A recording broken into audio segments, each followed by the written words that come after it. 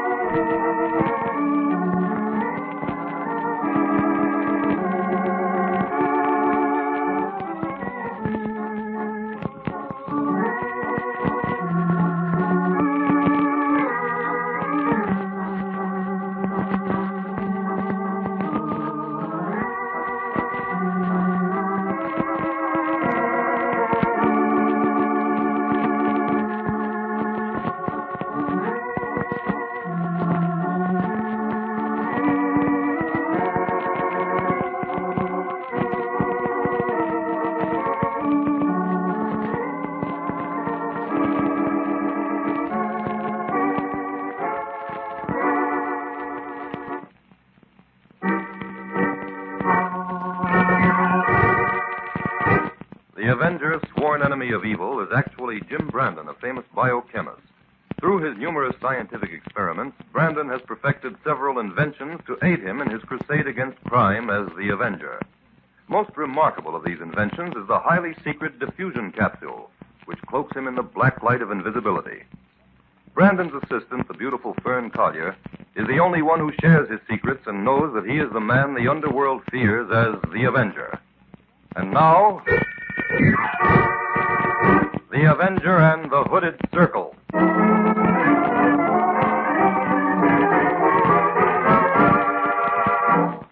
A group of influential businessmen have assembled for luncheon in a private dining room. The conversation during the meal has been general, but as soon as the dishes have been cleared away, Howard Gleason, self-appointed chairman, calls for order. Gentlemen, your attention, please. I know that all of you are wondering just why you were invited here. Benton, would you stand over there near the door, please? Don't let anyone come in here. Right, Mr. Gleason. Now, gentlemen, I'll come straight to the point. If you will look about you, you will see that this gathering is composed entirely of influential businessmen who have resided here in Springville for many years. The reason for that is this. You men have an investment in this town. I mean the real Springville, not the noisy honky-tonk it's become within the past few years.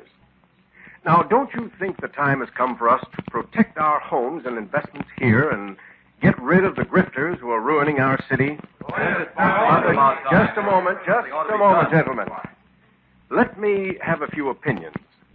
Bob Clifford has the floor. Well, I agree with you, Gleason. I think the situation here in Springville has become intolerable. In fact, it's reached the point where the decent citizens must drive out the riffraff or they'll drive us out. But what can we do? You can't just order these people out of town. As long as they're making money here, they'll stay. That's just it. They're within their legal rights. What? Are we to stand by and let them destroy us because of that? No, something's got to be done. Gentlemen, there is a way to handle this, if you men have the courage to adopt it. Well, what is it? I think you'll find us willing to cooperate. All right. Here's the blacklist. Let's see if we agree on that first. Number 1, Ambrose Greer. I think that Greer has stepped on the toes of every man here in one way or another during the past 3 years. Well, let me acquaint you with his latest plan. He is gradually buying up all that old mill property along the west fork of the river. He intends to dam up that tributary and convert its power to his mill. Now, if that happens, our hopes for a state park on that fine land are doomed. Well, he's got to be stopped, that's all. Let me continue, Clifford. Second on this list is Jarvis Peyton. When timber was badly needed, he bought up that forest land beyond the lake and made a fortune chopping it. Now he intends to ruin the entire woods in that section in order to clean up more. Well, that's carrying profiteering a little bit too far. what about that Ringo Tupple who runs the gambling boat out on the river? That place is a disgrace to this community. But what's to be done about it? As far as I can see, all we can do is start the ball rolling to have a few laws enacted to restrain these people. That would take too much time, Benton. I have another plan, but I do not feel at liberty to discuss it here. Well, where can we discuss it, then? The utmost secrecy will be required, but I think my plan will prove quick and effective. Well, when can we hear it, Gleason? We're willing to listen. Those who are interested will meet in the deserted barn at Cronin Corners tomorrow night. I thought it might be well to adopt a plan to shield the identity of those who wish to work within this group. There is a package here for each of you. It contains a robe and hood. Wear them tomorrow night. Otherwise, you cannot be admitted to the Hooded Circle.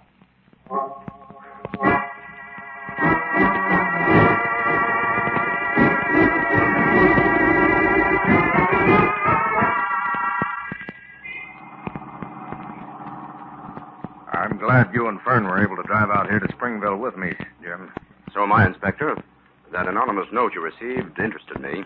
Inspector, what was in that note to bring you and Jim tearing out here to Springville? Well, among other things, Fern, it contained a warning that Springville is in for a reign of terror. But isn't this outside your territory? Yes, it is. I called the Springville sheriff about it, but he's laid up, so he wants me to take over for the time being.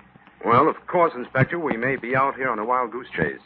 An anonymous letter, 9 times out of 10, is written by a crank. Now, this one's worth checking on, Jim. Where do you think we ought to begin? Drive down to the courthouse. I'll make a few inquiries of the officials there.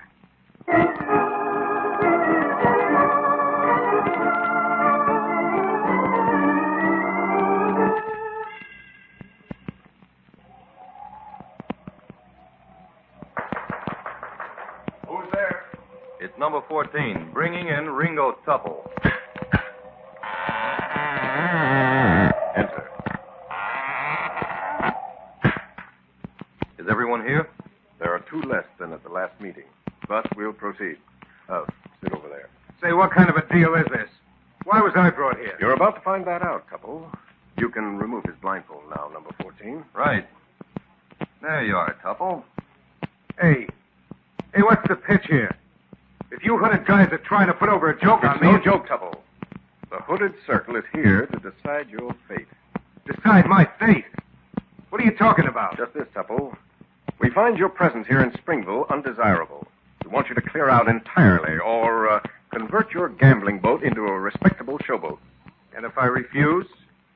Steps will be taken. Now, listen. I'm a businessman.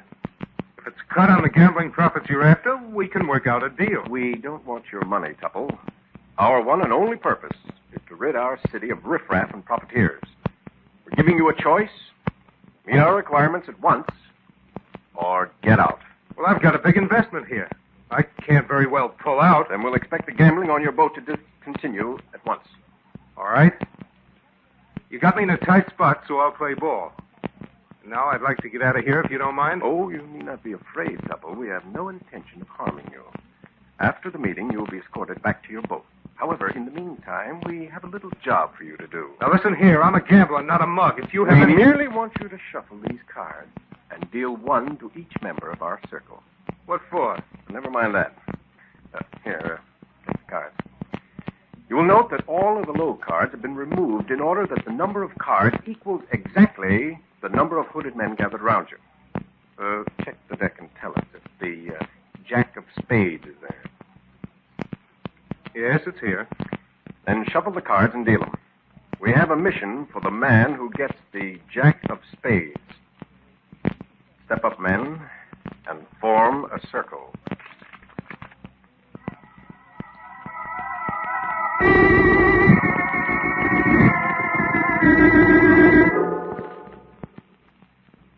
Number 14, did you lock Tupple up in that small shed at the end of the barn? Yeah, that's been done, but we'd better keep our voices down so he can't hear us. Then listen carefully, all of you. One member of this hooded circle was dealt the Jack of Spades. Only the man who received that card knows that he has it. And it is to him that I direct the following instructions. Go at night, disguised as you are now, to Ambrose Greer. Give him 3 days to clear out of Springville. You may go armed for your own protection, but no violence will be sanctioned. The Hooded Circle will meet here again on Thursday night when the next assignment will be given. Good luck, Jack of Spades.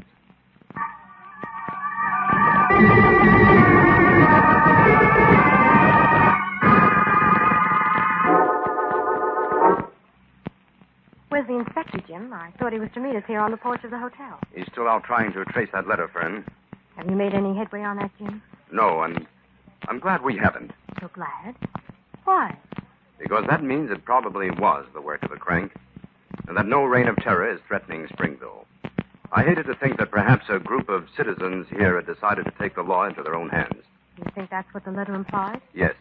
And that sort of thing, regardless of its intention, is vicious and unpatriotic. It should have no place in a civilized society where the law of the land is the best law for each individual living under it. You're right, Jim. Oh, here comes the inspector now. And he looks as though he swallowed a canary. Jim, we've hit on something big here. What have you found out, Inspector? Come upstairs, Jim. In 10 minutes, we're going to have a very interesting visitor.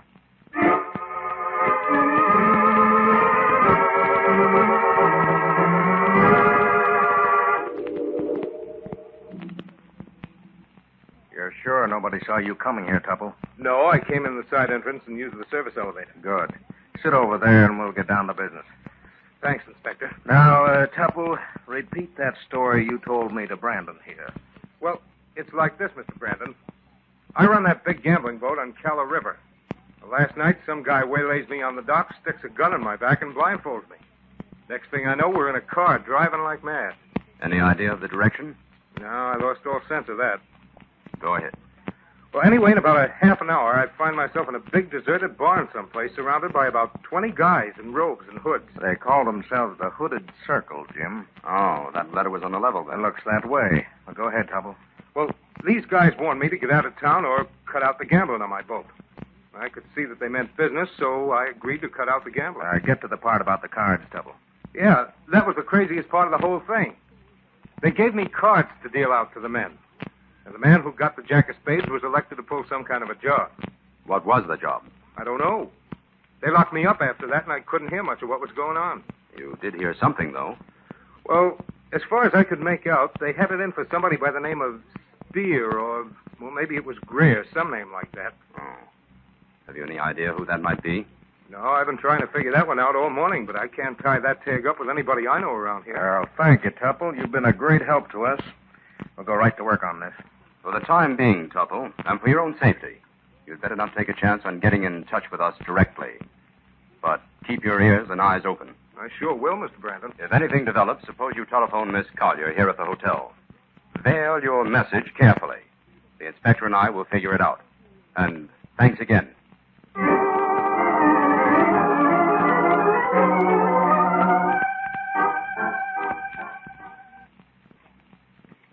That's the address, Jim. 14 West Maple Street.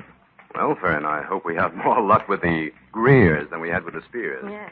Which Greer is this? Ambrose. I'm being systematic and taking them in alphabetical order. Oh, good. Say, this is quite a pretentious-looking place. Well, come on, let's take the bull by its horns.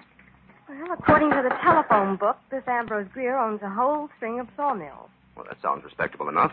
Doesn't seem to be anyone at home, Jim. Oh, well, it must be.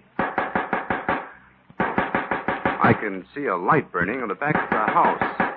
Maybe you'd better try the door, Jim, just in case anything might be wrong in there. I think I will. The door is open, Fern. Come on.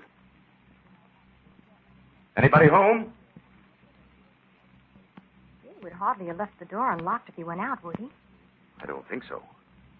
Let's investigate that light on the back of the house. All right. Through the hall, here.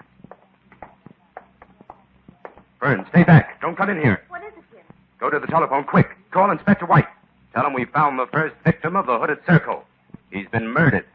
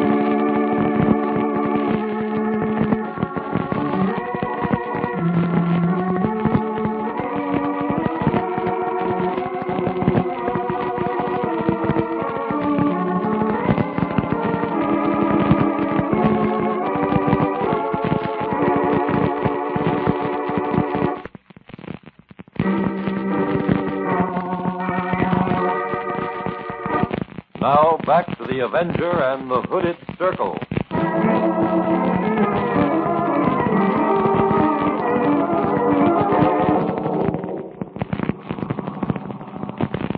Oh, there, just ahead is the third barn we picked out from the plane this afternoon, Fern. This one's in a much more deserted section than the other two, Jim. Well, let's pull up and see. Oh, there's been some cars around here recently. Look at those tire marks. Hopeful sign. Come on, Fern, let's investigate the barn. This is the place. I'm surprised that the door isn't locked. It's got a big latch here on the inside.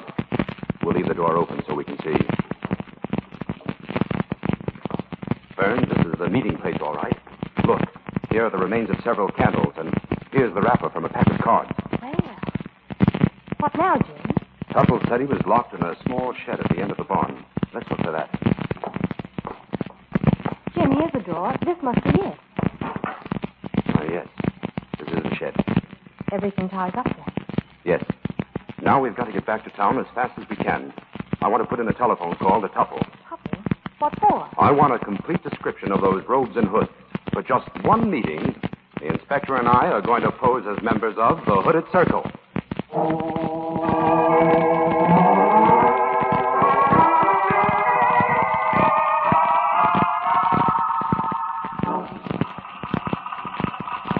Well, how are you making out with your sewing, Fern? Oh, I seem to do all right on the straight seams, but I get ahead of myself on the sharp curves. Well, this robe looks as if it might hold together for one meeting anyway. Now, Inspector, no remarks from you. After all, when I was hired as Jim's secretary and assistant, I was not informed that plain sewing would also be required. Oh, will you answer it, Fern, please? All right, Jim. Hello? Yes, this is Miss Collier. Oh, yes, I'd be glad to take a message. I know who it's for, Mr. Tupple. Go ahead. Right. I have it. Thank you very much. What did Tupple say, Fern? It didn't make any sense to me. He said, I've been invited to a private game of cards tonight at 10 o'clock. Fine. That means the Hooded Circle is meeting tonight. Come on, Fern, back to your sewing. We've got to get those costumes finished.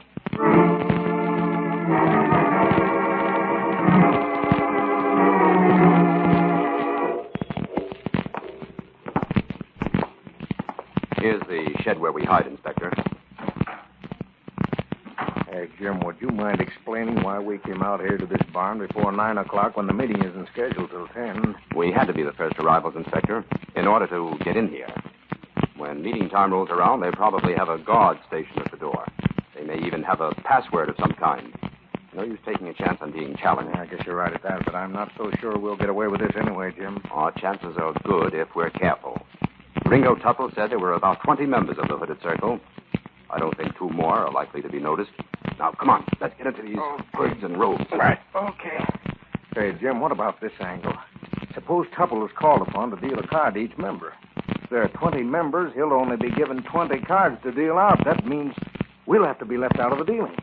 Now, won't that be obvious? Well, it would be, except that I've arranged for that emergency. Yeah. I had Fern call Tupple before we left tonight and tell him just to pretend to deal cards to you and me. But how in blazes will he know it? Like this. Now, hold out your hand. Yeah, palm up. There. Now, that red mark I make in the center of your palm will identify you to Tupple. So far, so good, but of course you realize we could be walking right into a perfect trap, Jim. I know that, but it's the chance we have to take. However, if we don't show up at the hotel restaurant by 1 o'clock, Fern has instructions to call the state police. Well, in the meantime, all we can do is wait and hope this scheme of yours works.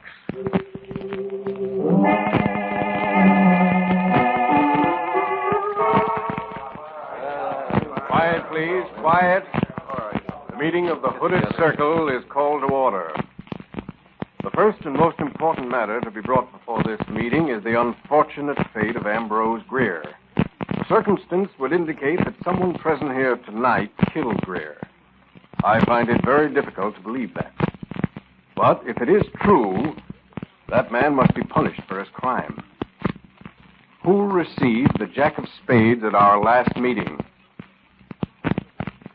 Will no one answer? Order, please, order, order. Well, who that man was, only he himself knows. Greer must have been killed in self-defense. No member of this circle would kill in cold blood. But what's all this the newspapers are saying about Greer being robbed? I don't believe those stories have any basis in fact.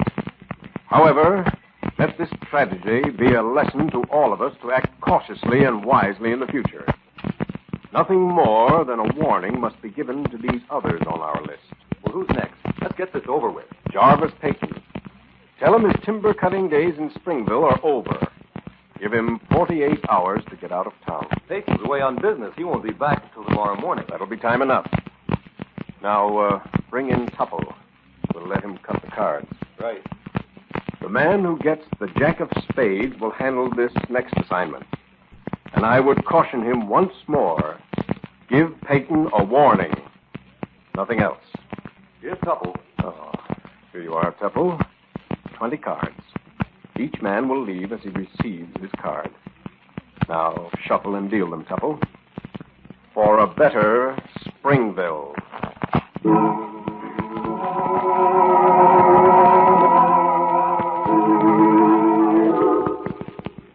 Jim, isn't the inspector joining us for a midnight snack?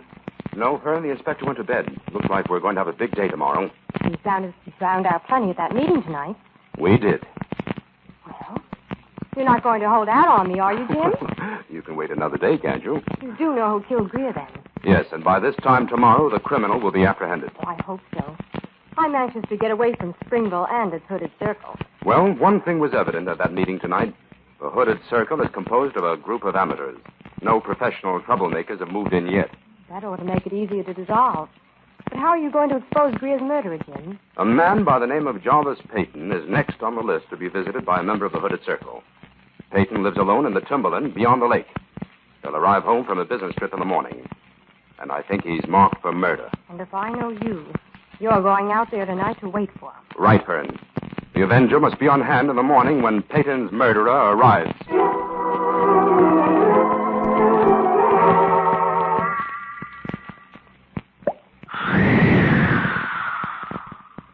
Jarvis Payton. Huh? What was that noise? Who was there? It's the Avenger, Payton.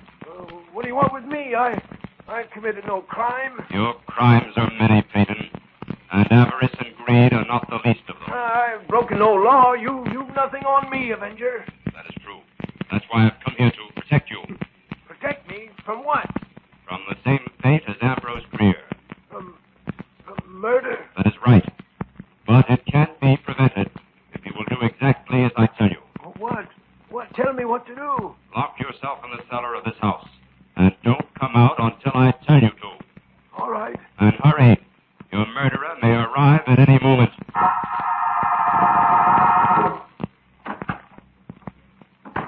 Payton? Payton, where are you?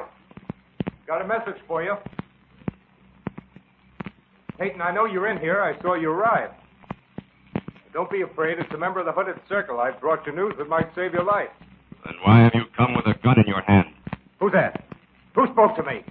Come out or I'll shoot. You can't see the Avenger, but he can see you. What's your game, Avenger? My game is law and justice. I intend to see that you're given a big dose of both of them. For what? What can you prove against me? The death of Ambrose Greer. Motive, robbery. Also intent to kill and rob Jarvis Payton. You'll have to catch me first before you can bring those charges. You won't get out of here. Oh, yes, I will. Get away from that door. No! Let me go! I'm going to stop you like this since you've insisted. And there you'll stay until the police arrive. Your loaded gun in one hand, and these two jacks of spades you had in your pocket in the other. That's the kind of evidence the police will like to see, Ringo Tupple.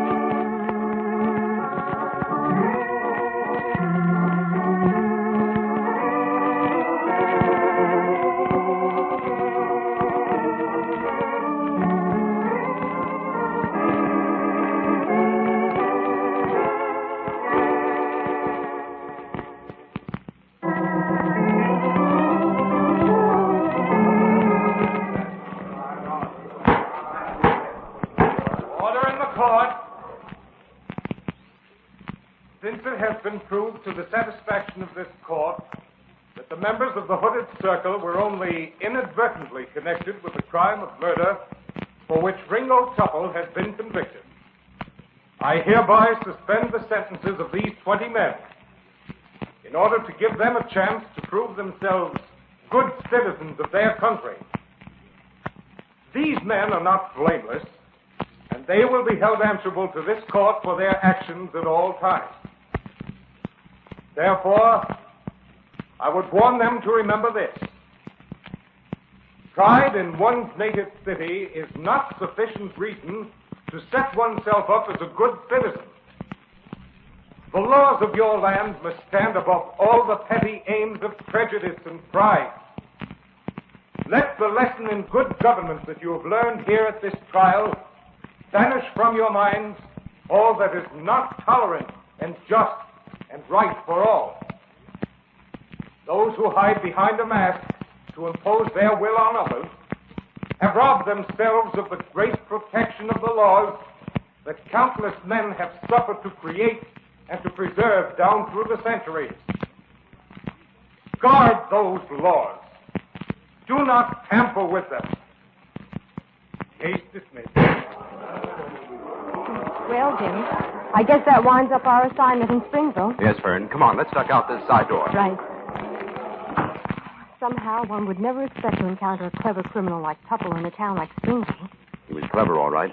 I'll admit he had me buffaloed at the beginning. What first led you to suspect him, Jim? You never told me. When the inspector and I attended that meeting of the Hooded Circle, I saw Tupple palming a card as he dealt them. I realized then that he himself was taking the jack of spades. That way he was able to commit the crime, rob his wealthy victim, and at the same time deceive the members of the Hooded Circle into thinking that one of their own number was guilty. Tupple informed on the Hooded Circle just to throw sand in your eye? Right. That anonymous letter was sent by one of the men who attended the first meeting of the Circle and then became frightened. Check. Oh, Jim, look. Those men are starting a big bonfire in the courthouse yard. Yes. It's the ex-members of the Hooded Circle. They're burning their robes in public. Well, Fern, I guess this town's growing pains are over. Springville has come of age.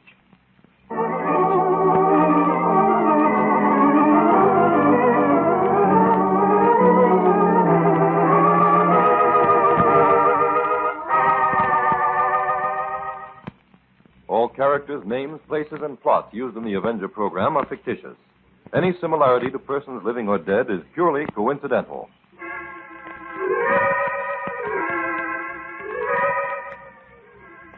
This is a thought. A thought. A thought. Remember, listen for another adventure of... The Avenger.